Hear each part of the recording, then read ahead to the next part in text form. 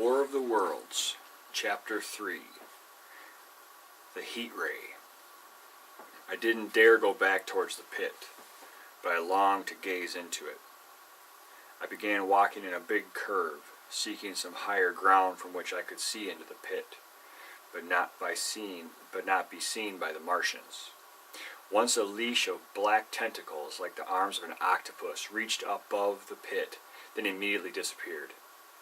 Soon afterwards, a thin rod appeared, rising joint by joint.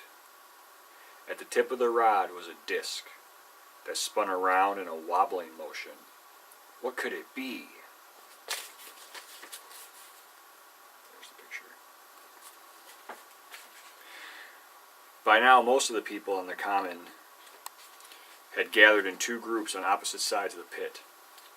I stationed myself on a small hill, slightly higher than the crowds of people, but for a long while, as the sun set and afterward, nothing further happened.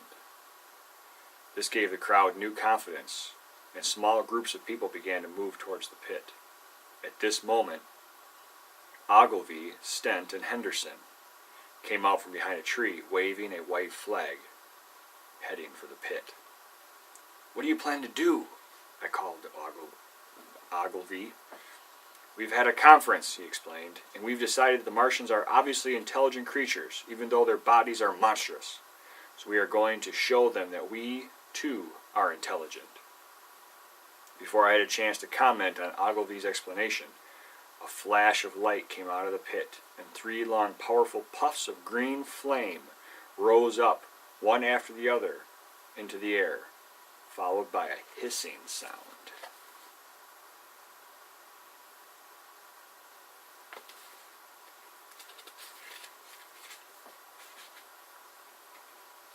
The hissing changed into a loud humming noise. The humming was revealed as coming from something humped or dome-shaped as it slowly rose out of the pit.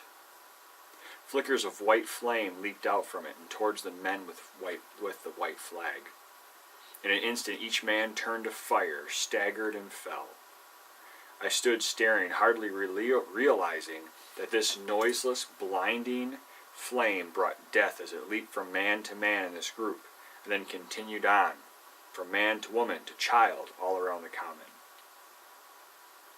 It brought fiery destruction as well, as it leaped swiftly from trees to bushes to distant wooden buildings. Just as the white flame was leaping toward the hill on which I was standing, the hissing and humming ceased, and the black dome-like objects sank slowly out of sight into the pit. All this had happened so swiftly that I stood motionless, dumbfounded and dazzled by the flashes of light. If that flame, or heat ray, as I called it, had made a full circle, it would have caught me in its path, but it passed me by, thus sparing my life. There's the heat ray.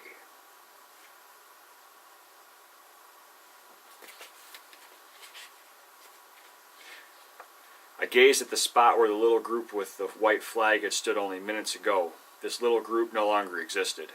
The people around them had either fled with the first burst of flame or had been protected by the high sand hills as the heat ray passed over their heads. But as the trees above them caught fire, sparks and burning twigs fell on them. Hats and dresses caught fire.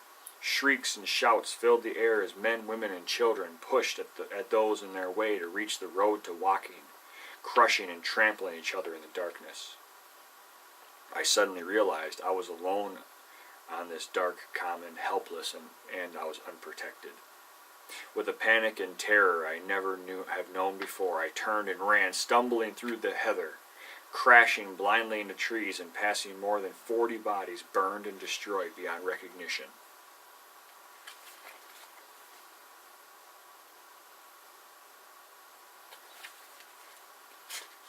I ran until I could go no further, then I staggered and fell by the roadside. How long I lay there, I do not know. When I finally sat up, I began to wonder if I, a decent, ordinary citizen, had dreamed everything. I got up unsteadily and staggered as if I were drunk. Everything around me, the night, my home on Mayberry Hill, ahead, a train passing in the distance, everything was so serene, so normal, so familiar. But behind me, Reaching Mayberry, I spied two men and a woman talking at the gate of one house in a row of pretty little houses. "What news is there from the common?" I gasped weakly. "Ain't you just been there?" asked one of the men, seeing the direction from which he had came. "People are acting silly about the common," said the woman. "What's it all about? Haven't you heard of the creatures from Mars?"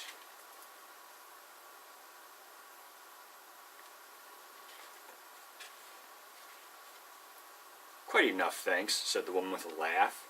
Then the men joined her in laughter. "But the ray," I began. "And Ogilvy and Henderson and Stent," I tried again. But I could not finish my sentences. The two men and the woman laughed again. I felt foolish and angry. "You'll hear more yet," I cried, and turned away from them and headed toward my house. My appearance, so haggard and dirty, startled my wife, but she led me into the dining room and poured me some wine. I finally gathered up enough energy to tell her what I had seen. Seeing fear spread over her face, I tried to reassure her. "Do not become alarmed, my dear. These creatures are the most sluggish things ever to crawl. They'll probably keep control of the pit and kill people who ever come near. They cannot get out." "But they might," she said with concern.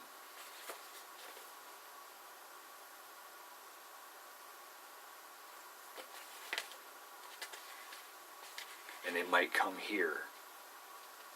I poured some wine for her and tried again to reassure her. "But they can scarcely move. Ogilvy explained to me how the force of gravity on Earth is 3 times stronger than on Mars. Therefore, a Martian would weigh 3 times more on Earth than on Mars, although his strength would be the same. Don't you see, my dear? His own body would be a lead weight to him." My wife was still pale with fear. "But why have they killed so many already?" "They are quite possibly mad with terror," I said reassuringly. "It was a foolish act, but perhaps they came to Earth not really expecting to find any living things. And now, my dear, let us have a pleasant dinner and leave the Martians for the government and the police to handle." I did not know it, but that was the last civilized dinner I was to eat for many strange and terrible days.